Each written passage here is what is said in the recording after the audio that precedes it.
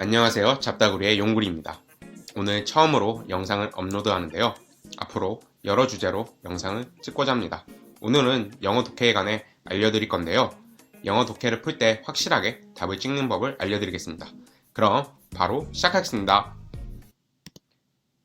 영어 독해, 잡다구리, 용구리.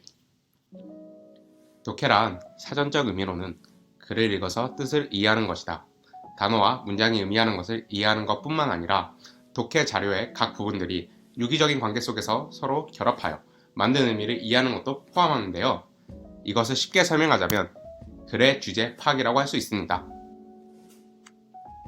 자, 그러면 저희가 파트 1부터 파트 6까지 글의 구조에 대해서 배워볼 건데요.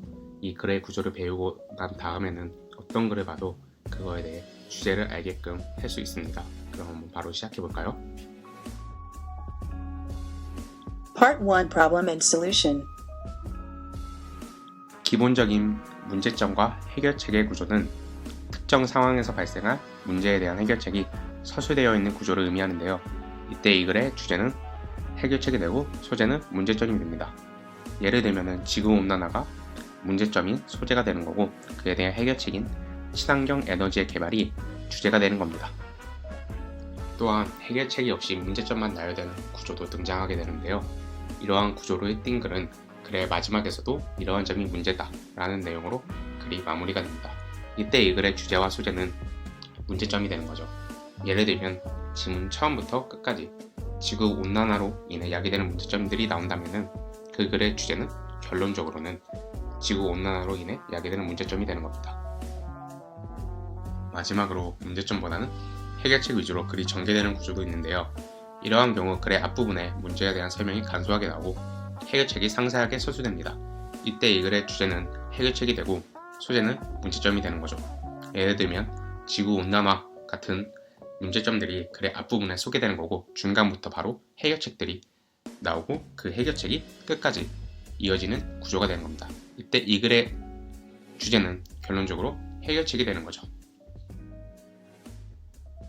자, 그럼 이제는 독해법에 대한 설명을 하겠습니다. 첫 번째는 질문의 첫 문장을 읽으며 소재와 상황을 파악하는 겁니다. 그리고 나서 문제점을 파악했다면 해결책 이전의 내용들은 문제점의 세부 설명이므로 해결책을 찾기 전까지 간략하게 이해하고 넘어가기죠.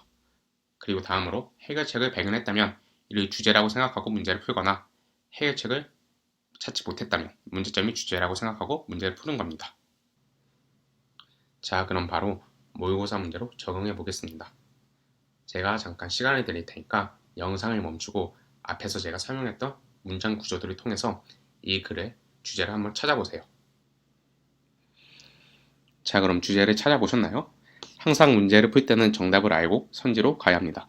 그래야 단시간 안에 문제를 빨리 풀 수 있죠. 즉, 선지를 보고 이게 정답 같은데 라고 생각이 들면 안 된다는 겁니다. 그럼 여러분이 생각하는 이 글의 주제는 무엇인가요?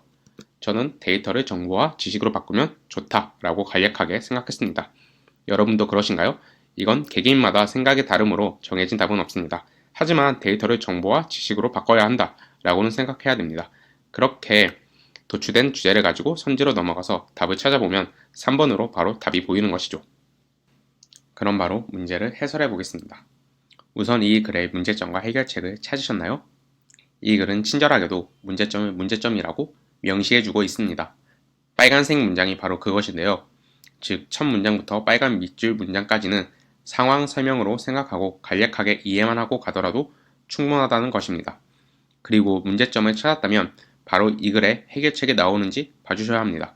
만약에 해결책이 나온다면 그 해결책이 이 글의 주제가 되는 것이고 그렇지 않다면 문제점이 주제가 되는 것이죠. 파란 밑줄 문장이 해결책을 말하는 문장인데 데이터를 지식으로 변환하는 방법을 이용하면 고객의 행동과 사업 동향을 예측할 수 있는 역량을 제공해 준다고 말하고 있죠. 그렇다면 이 문장이 주제라고 생각하시면 되는 겁니다. 자, 그럼 두 번째 문제를 풀어보겠습니다. 이 문제도 모의고사 문제인데요. 시간을 드릴 테니 영상을 잠시 멈추고 주제를 생각해 보세요. 자, 그럼 주제를 찾아보셨나요? 이번 문제도 주제를 생각하고 선지로 가셔야 합니다. 그럼 여러분이 생각한 이 글의 주제는 무엇인가요? 저는 정보가 많으면 감정적으로 변한다고 생각했습니다. 여러분은 어떠신가요? 이것 또한 개인마다 생각이 다르므로 정해진 답이 없습니다. 예를 들면 정보가 많으면 머리가 아프다라고 생각하셔도 좋다는 겁니다. 하지만 정보가 문제점이라는 인식을 하셨어야 하는 거죠. 그럼 도출된 주제를 바탕으로 선지로 내려가서 정답을 찾아보면 1번이 정답이라는 것을 알 수 있습니다. 그럼 바로 문제를 해설해 보겠습니다. 다들 문제점과 해결책을 찾아보셨나요? 이 글은 문제점만 나열된 구조로 해결책은 없습니다. 빨간 밑줄 문장이 문제점을 강조하는 문장인데요. 이렇게 글 안에서 해결책 없이 문제점만 있는 구조를 보셨다면 그냥 문제점이 주제라고 생각하셔도 좋습니다. 이번 영상이 도움이 되셨나요? 다음 영상에서는 비교 대조에 관한 구조를 알려드리겠습니다. 감사합니다.